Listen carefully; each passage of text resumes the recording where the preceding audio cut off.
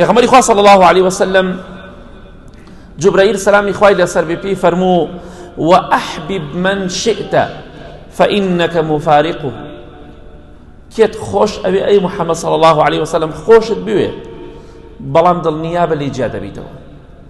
مردن هەموومان لێک جیا دەکاتەوە. کێت خۆشەوێ باوکتە، دایکتە، خوشکتە، براتە، خێزانتە، مێردتە، کچتە، کوڕتە، برادەرتە، دراوسێتە، خزمتە، بێگانەیە، هەر کەسێکت خۆش ئەوێ خۆشت بوێ بەڵام ڕۆژێک دێت ڕۆژی جیابوونەوە دەبێت. چەندەهات جار کەسی خۆمان بینیوە ڕۆژێک بوو باوکی خۆمان دایکی خۆمان بە زیندوی بینی بەڵام کاتێکشمان زانی بە مردووی بینیمان، براکانمان، خوشکەکانمان، خزمەکانمان، مناڵەکانمان. بۆیە ڕۆژێک دێت بەخوای گەورە لە ماڵە ئەو جێگایی کە تێیدا ئەخەوتی چۆڵە بێ، ئەو جێگایی کە بۆ تۆ ڕائەخرا کۆتایی پێ دێت. بۆ کێ خۆت خراپەکەی؟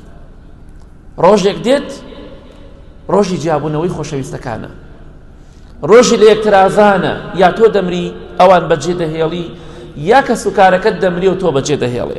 بۆیە پێغەمبەری خوا صلی الله عليه وسلم جبرائیل پێی فەرموو کێت خۆش ئەوێ خۆشت بێ ڕۆژێکە بێ لێی جیابیتەوە.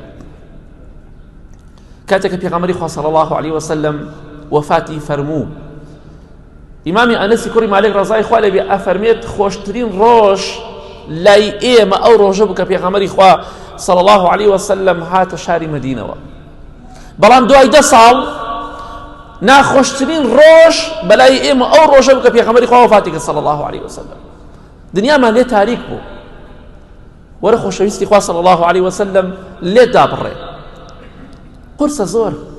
کاتێکش کە ئەفەرمێ پێغەمبەری خوامان صلی الله عليه وسلم دفن کرد و شاردمانەوە، ئیمامی ئەنەس ئەفەرمێ ڕەزای خوا لێبێ فاتیمەی کچی پێغەمبەری خوا صلی الله عليه وسلم فەرمی ئەی ئەنەس،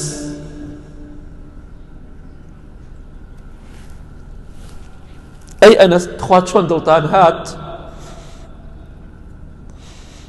چۆن دڵتان هات پێغەمبەری خوا صلی الله عليه وسلم بکە لە ژێر خۆڵەوە، خوا دڵتان خۆش بوو؟ بێگومان وە سنەتی حەیاتە، ئەبێ هەموو کەسێ بڕاتە ژێر خۆڵەوە. خوا چۆن دڵتان هات پێغەمبەری خوا صلی الله عليه وسلم داپۆشن، بەڵام نابێت ئەبێ هەر داپۆشرێت، چونکە زەوی هەموو پێغەمبەران و پیاوچاکان و پیاو خراپانی داپۆشیوە. بۆیە ڕۆژێک دێت ڕۆژی جیابوونەوەیە. سەحابەکان جارێکی تر لە دنیادا پێغەمبەری خوایان نەبینیوە صلی الله عليه وسلم، بەڵام لە دوای مردنیان بە ئیزنی خوا هەمویان پێکەون. بۆیە ڕۆژێک دێت ڕۆژی جیابوونەوە دەبێت. بەڵام دووبارە ئەگەر بەهەشتی بین لەگەڵ خزم و کەسوکار و خۆشەویستەکانی خۆمانە لە ڕۆحەکانمان دووبارە یەکتر دەبینەوە، یەکتر دەگرنەوە و لە بەهەشتیشا بە هەمان شێو کۆ دەبینەوە. بەڵام ڕۆژێک دێت بەخوا جێگاکانمان چۆڵە بێ لە ماڵەوە ئەوە جێگەی فڵان کەسە تایە خەوت. کێت خۆشەوی خۆشت بێ بەڵام ڕۆژێک دێت جیابیتەوە.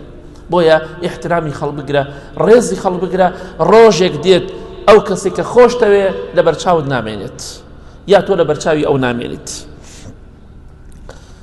پێغەمبەری خوا صلی الله عليه وسلم جبرائیل سلامی خوای لەسەر بێ پێی فەرموو واعمل ما شئت فإنك مجزي به. هەر کردەوەی دەکەی بیکە، چونکە دڵنیا بە پاداشتی لەسەر وەرەگری، ئەگەر خراپش بێ ئینسان سزای لەسەر وەردەگرێت. خوای گەورە دەفەرمێ من عمل صالحا فلنفسه ومن أساء فعليها. ئەوەی چاکە بکە بۆ نەفسی خۆیەتی، پاداشتەکەی، سوودەکەی، قازانجەکەی، خێرەکەی، بەرەکەتەکەی هەمووی بۆ نەفسی خۆتە. هەر کەسێکیش خراپە بکە زەرەرەکەی هەر بەسەر خۆیدا دەشکێتەوە، باجەکەی هەر خۆی ئەیدات. بۆیە هەر کردەوەی دەکەی بیکە ئەنجامی بدە، بەڵام پاداش لەسەری وەردەگری. تو ئێمەش هەر کردەوەی دەکەین لە کردەوەکان با بیکەین، دڵنیا بە یا پاداشتی خوا وەردەگرین، ڕەزامەندی و بەهەشتی خوا وەردەگرین، یا تۆڵە و تووڕێی و عەزابی خوا وەردەگرین. بۆیە هەر کردەوەی دەکەی بیکە ڕۆژێک دێت پاداشتی کردەوەکانت دەدرێتەوە یا سزا وەرئەگری لەسەر کردەوەکانت. ئەو کاتە پەشیمان دەبیتەوە لەوەی کە لە دنیادا خوات نەناسی.